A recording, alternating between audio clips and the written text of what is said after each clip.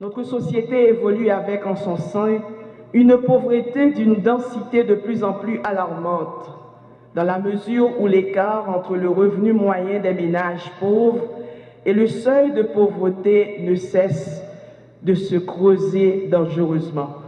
Nous pas qu'à parler de pauvreté extrême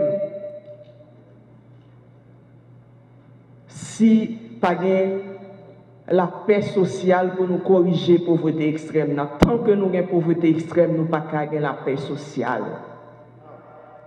Il y a pile de monde qui croit depuis un monde pauvre, son dommage, son malheur parce que le monde est pauvre. C'est fait au fait monde pauvre, monde n'est pas né pauvre. Améliorer la situation économique et sociale des personnes et des familles qui vivent dans la pauvreté et qui sont exclues socialement. Il faut réduire les inégalités qui peuvent nuire à la cohésion sociale, favoriser la participation des personnes et des familles en situation de pauvreté à la vie collective et au développement de la société. Il faut développer et renforcer le sentiment de solidarité dans l'ensemble de la société haïtienne afin de lutter collectivement contre la pauvreté et l'exclusion sociale. En 2007, le DSNCRP visait la croissance et la réduction de la pauvreté. Sa mise en œuvre s'étalait sur 3 ans, période après laquelle un second document devrait faire suite. Mais le séisme du 12 janvier 2010, cependant, venait interrompre de manière brutale cette expérience, renvoyant le pays à la case de départ.